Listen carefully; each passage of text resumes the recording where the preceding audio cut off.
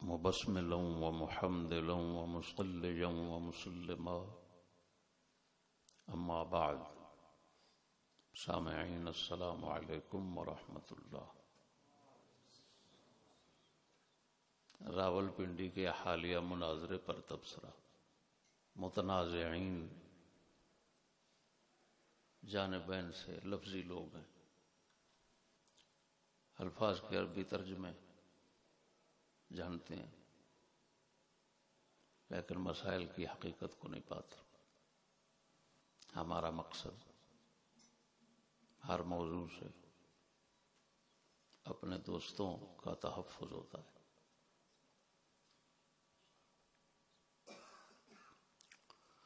سب سے بنیادی بات اور وہ بنیادی غلطی جس میں فریقین مبتلا ہے وہ ہے ان لوگوں کا یہ رافضانہ غلو کہ اہل بیت میں سے کسی کی طرف خطا اجتہادی کی نسبت کو گستاخی سمجھنا اور فتوے لگانا شروع کر دینا، فلانا گستاخ اہل بیت ہے، جبکہ حقیقت یہ ہے کہ یہ جانبین سے مذہب اہل سنت ماتریدیہ سے انحراف ہے، چاہے اس کا منشا جہالت ہے یا غلو۔ رافضی نہیں تو مترفض بننے کا شوق ہے۔ میرے بھائیو، انبیاء علیہم الصلاۃ والتسلیم، اولو العزم پیغمبر، ان کے مقابلے میں کسی اور کا کیا تذکرہ؟ ماتریدیہ احناف امام اعظم ابو حنیفہ رضی اللہ تعالیٰ عنہ کا یہ عقیدہ ہے کہ زلات جن کو لغزشیں بولا جاتا ہے، خطایا جن کو خطا اجتہادی کہا جاتا ہے، یا خطا غیر اجتہادی لیکن جس میں ارادہ داخل نہیں ہوتا، جس طرح کے وضو کر رہا ہے بندہ، ہوش قائم ہے، روزہ ذہن میں ہے، کوئی نشان نہیں، لیکن تھوڑی سی غفلت اور عدم توجہ سے پانی اندر چلا جاتا ہے، روزہ ٹوٹ جاتا ہے، لیکن کفارہ نہیں۔ اس طرح کی خطا نبیوں سے ممکن ہے۔ یہ ہمارے امام اعظم ابو حنیفہ اور ہمارے مشائخ ماتریدیہ کا عقیدہ ہے۔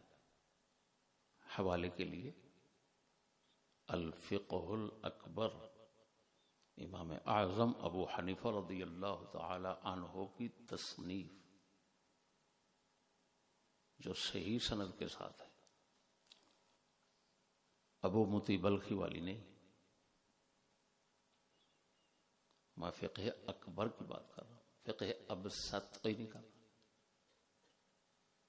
جس کو ہمارے مشائخ فخر الاسلام بزدوی جیسوں نے رضی اللہ تعالی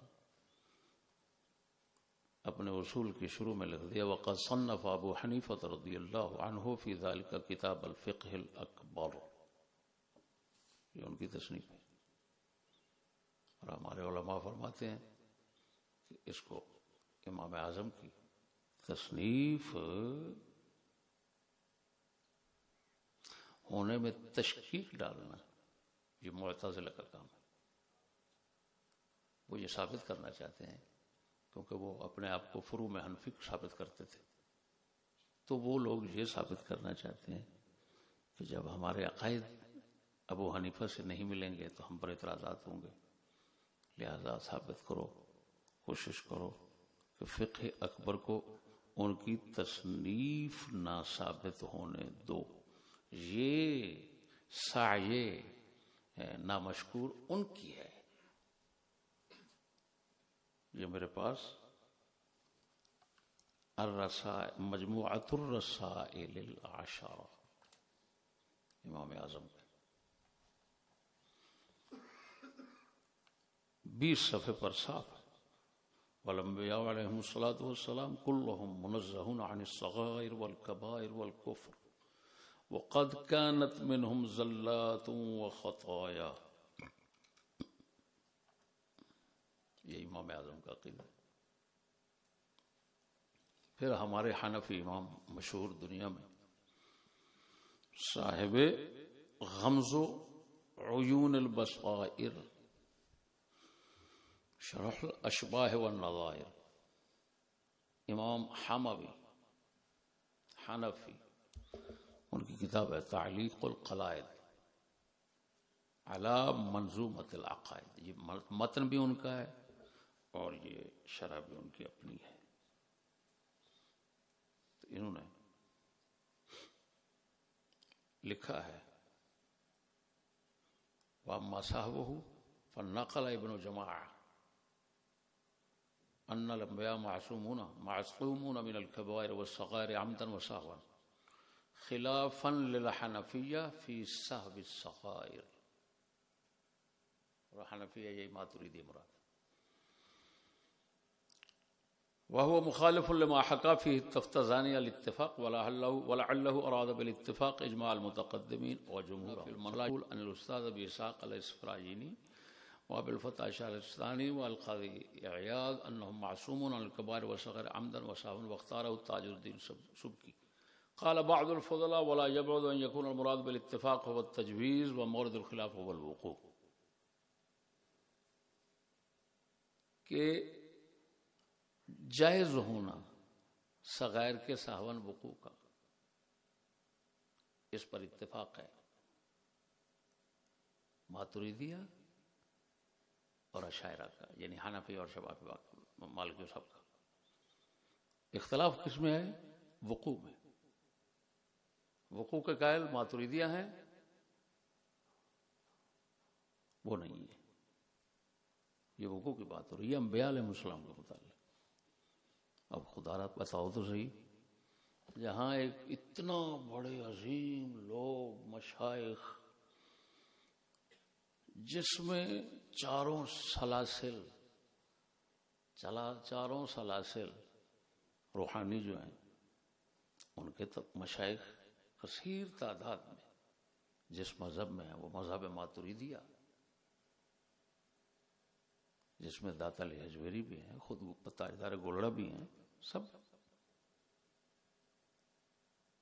تو وہ وقوع صغائر سہون انبیاء علیہ السلام سے جائز سمجھ رہے ہیں. امام اعظم ابو حنیفہ کو گستاخ کہو گے کہ اہل بیت کا؟ ان کے تلامذہ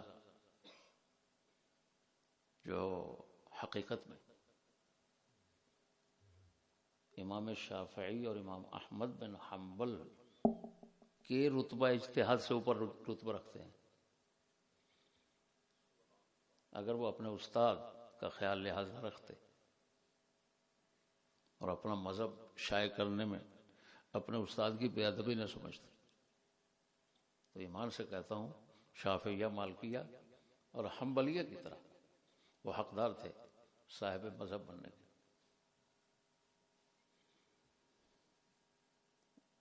تو یہ سارے کے سارے کیا گستاخ اہل بیت ہیں؟ کچھ تو شرم کرنی چاہیے. لا تغلو فی دینکم، اپنے دین میں حد سے نہ پڑھو، یہ وہی غلو ہے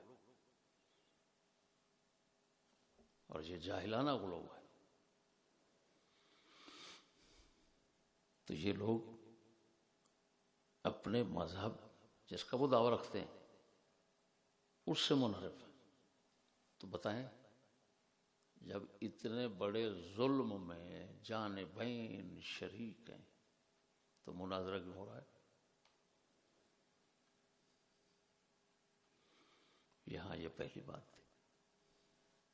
زیادتی کی ان لوگوں نے جنہوں نے اتنے کہنے پر طوفان کھڑا کر دیا. یہ پہلی بات تھی. دوسری بات، جو ایک فریق کہتا ہے کہ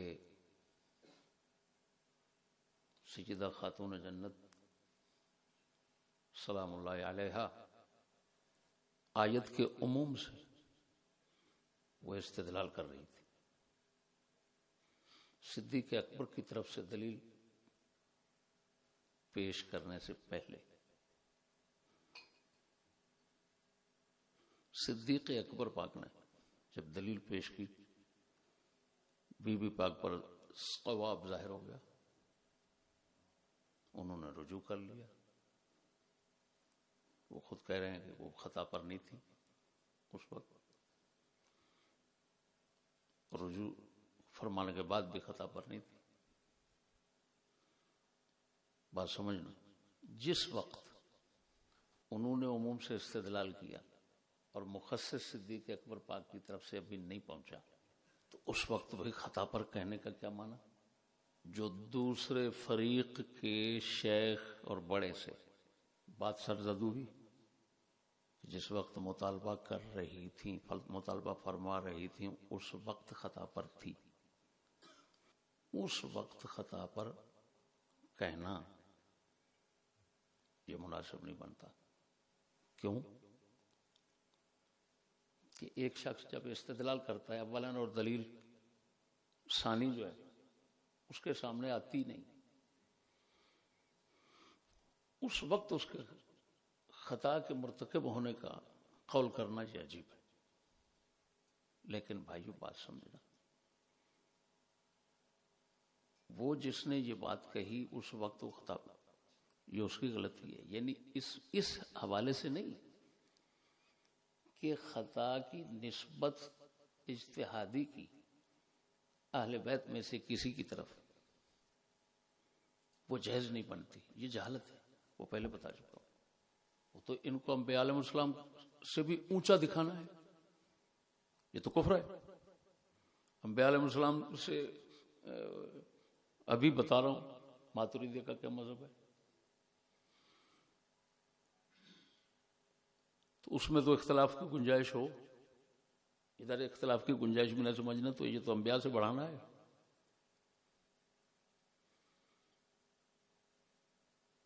اور یہی رفضی تفضیل ہے جس کو علماء نے کفر کہا ہے. بات یہ ہے کہ اس وقت اس وجہ سے انصاف نہیں بنتا کہ ابھی تو دلیل خلاف پہنچی نہیں، سامنے آئی ہی نہیں، تو خطا کی نسبت یہ بھی نا انصافی ہے، نہیں ہونی چاہیے. علمی جو امانت داری اور انصاف ہے وہ یہ چاہتا ہے کہ یہاں پر ایسی نسبت اس وقت نہیں کر سکتے. لیکن بات یہ ہے کہ جب دلیل ثانی سیدنا صدیق اکبر رضی اللہ تعالیٰ کی طرف سے پیش کر دی گئی،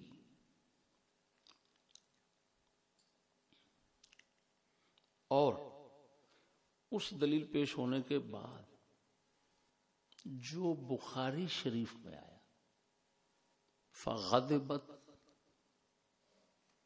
فاطمہ فہاجرت ابا بکر فلم تزل مہاجرتہ، بی بی پاک ناراض ہو گئی، پھر ابو بکر سے بولنا چھوڑ دیا اور ہمیشہ بولنے کو ترک کرنے پر مصر رہی. یہ جو بخاری، اس کے اوپر کلام میں کوئی سند یا کسی دیگر حوالے سے ابھی نہیں کروں گا، جس طرح ان لوگوں میں مشہور ہے اس طرح بات کر رہا ہوں، اور جس طرح بخاری میں آیا ہے۔ تو دلیل ثانی ظاہر ہونے کے بعد بی بی پاک ناراض ہیں صدیق اکبر پر۔ یہ جو ہے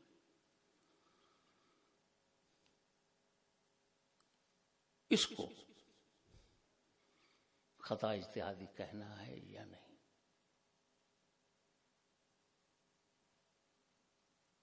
نمبر 1۔ پھر بی بی پاک کے مذہب اور قول کو ترک کر دینا تمام صحابہ، تمام اہل بیت، مولا علی سمیت اور تمام اہل سنت کا، اس قول کو، اس مذہب ترک کر دینا ان لوگوں کا، کیا یہ ان کی ثواب سواد کے ساتھ ان کے ثواب پر ہونے کو ظاہر کرتا ہے یا خطا فی الاجتہاد کو ظاہر کرتا ہے؟ بلکہ یہ مناظرے میں خود مان رہے ہیں ایک فریق، بلکہ دونوں میرے خیال میں، کہ پھر بی بی پاک نے رجوع فرما لیا۔ اب رجوع جب فرما لیا، تم نے ترک کر دیا ان کے قول اور مذہب کو،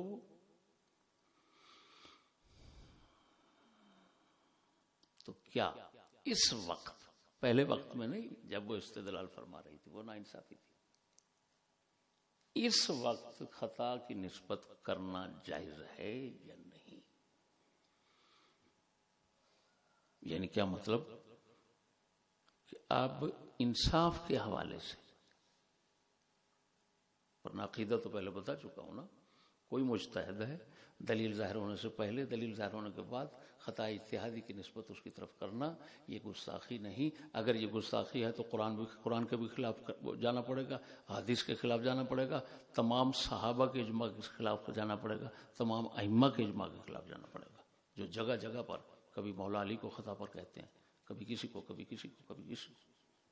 تو اب بھائی جس وقت کے جو مذہب صواب تھا وہ ظاہر ہو گیا کہ وہ صدیق اکبر کا ہے، جس بنا پر ترک کیا جا رہا ہے قول ثانی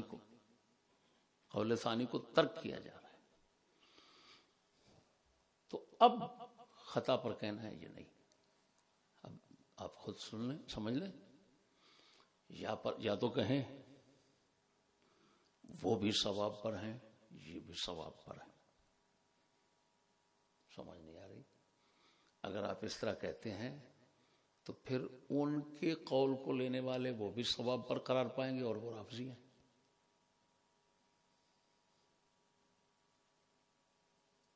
پھر بھی اپنا مذہب کا بیڑا کر کیا۔ اگر دونوں کو ثواب پر نہیں کہہ سکتے تو دونوں کو خطا پر بھی نہیں کہہ سکتے۔ دونوں کو خطا پر کہتے ہو تو پھر اپنا مذہب غلط ہو گیا، صدیق اکبر اور تمام صحابہ غلط ہو گئے، اہل بیت تمام غلط ہو گئے۔ اور اگر ایک کو صواب اور ایک کو خطا پہ کہنا ہے اور یہی ضروری ہے، تو پھر ثابت ہوا کہ اسی میں انصاف ہے الٹا، ورنہ کوئی صورت نہیں ہے۔ اگر وہ شخص جس نے پہلے یہ جملہ کہا تھا اس طرح کا جملہ بولتا تو ہو سکتا ہے اتنا طوفان اس کے خلاف نہ کھڑا ہوتا، لیکن جب اس نے یہ بول دیا، ٹھیک ہے، تو اب جو مذہب سے انحراف ہے اس کا جھنڈا جنہوں نے اٹھایا ان کا بھی تو بیڑا غرق ہو گیا۔ ایک دوسرے کی ضد میں اتنا غلو کرنا کہ اپنے مذہب کو ہی چھوڑ دینا، یہ کیا عقل مندی ہے بھائی؟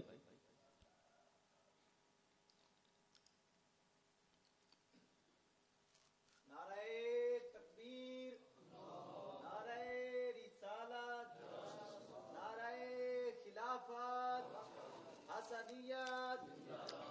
حسینیت حسینیت حضرت علامہ مولانا مفتی محمد فضل احمد چشتی صاحب زندہ باد. باقی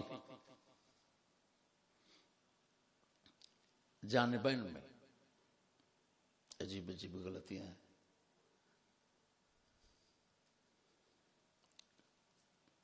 ایک کہہ رہا ہے، مثال دے رہا ہے،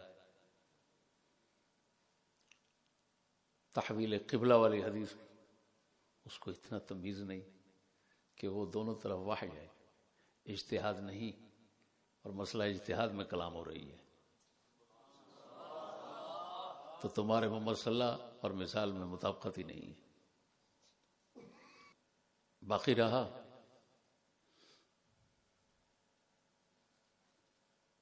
ایک نے عبارت پڑھی تاجدار گولڑک، بار بار پڑھتا ہے، پتہ نہیں خدا جانے کیوں پڑھ رہا ہے. بیچاروں کو تاجدار گولڑا اور اعلیٰ حضرت کا اردو کلام سمجھنے کی صلاحیت نصیب نہیں ہوئی.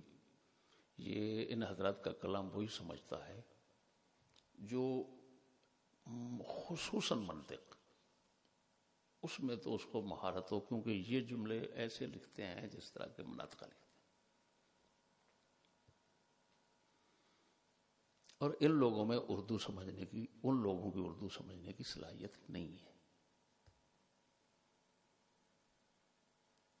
ان کے مشائخ میں نہیں. ان بیچاروں کو کہا، میں نے تو سوالات ہر طرف کر کے دیکھ لیا. آپ کو پتہ ہے دستار سیدی وغیرہ سب کو ہم نے سوالات، ایک سوال کیا اعلیٰ حضرت کا تو وہ اسی کا جواب نہیں آ سکا. تو وہ بار بار پڑھتا ہے، اگر با مقتضی بشریت ان سے کوئی خطا سرزد بھی ہو تو زیر عفو و تطہیر داخل ہوگی. اگر با مقتضی بشریت ان سے کوئی خطا سرزد بھی ہو تو زیر عفو و تطہیر داخل ہوگی. بار بار کہتا ہے، اور خود کہتا ہے کہ عفو و تطہیر کا تعلق گناہ کے ساتھ ہوتا ہے، خطا اجتہادی کے ساتھ نہیں ہوتا. اس پر تو اجر ہوتا ہے. اور پھر اس کو پتہ نہیں کیا کہہ رہا ہے. او بھائی اس جملے کو تو سمجھو، یہ کیا ہے؟ خود ہی تو کہہ رہے ہو زیر عفو تطہیر. عفو گناہ پر ہوتا ہے، خطا اجتہادی میں عفو نہیں ہوتا، وہاں تو اجر ہوتا ہے. فلہو اجر واحد حدیث میں آ گیا. تو یہ جو فرمان ہے تاجدار گولڑک، یہ تو یہ کہہ رہا ہے کہ اگر بمقتضی بشریت ان سے کوئی خطا سرزد بھی ہو تو یہ تو خطا غیر اجتہادی کی بات ہے، جس میں عفو کے تحت جو کچھ آ سکتا ہے وہ سب آ جائے گا. تو پتہ نہیں کیوں خوش ہو کر بار بار پڑھ رہا ہے. یوں سمجھیے کہ اپنے مناظرے میں اپنی شکست کے لیے، اپنی موت کے لیے اپنی ہی لاٹھی کو استعمال کر رہا ہے. کیا بات ہے! تو ایسے لوگوں کا کیا حق بنتا ہے؟ بھئی تراری اور بات ہے، علم اور چیز. سمجھ نہیں آئی بات. ہاں میں اتنا گزارش کرتا چلوں کہ بی بی پاک کے راضی ہونے کی روایت مرسل آئی ہے امام شعبی سے، جس طرح کہ فتح الباری میں، اور سند بھی اس کی صحیح ہے شعبی تک، لیکن ہے مرسل. حافظ فتح الباری میں فرماتے ہیں اگر یہ صحیح ہو جائے تو جھگڑا تو ختم ہو جائے گا.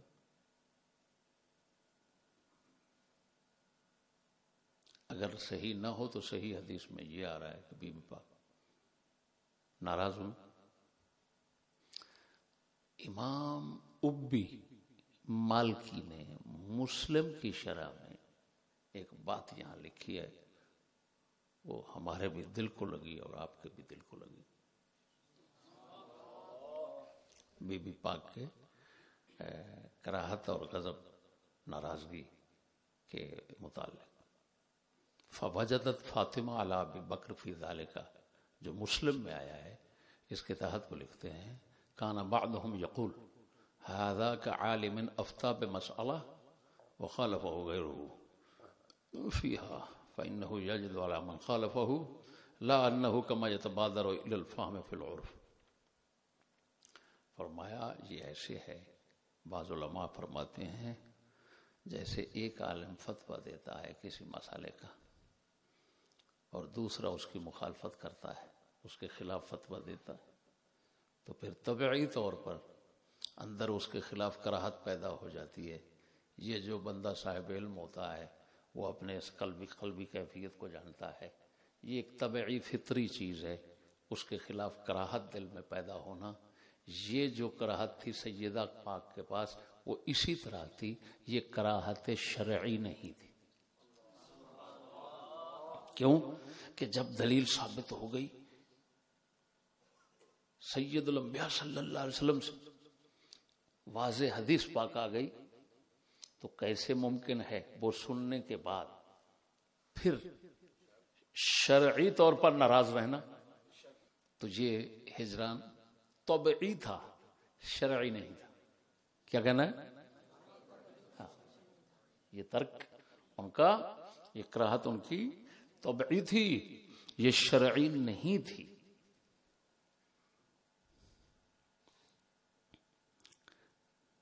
یہ جو یہاں پر ایک شبہ پیدا ہوتا ہے اس بات کو سنتے ہوئے وہ دور ہو گیا،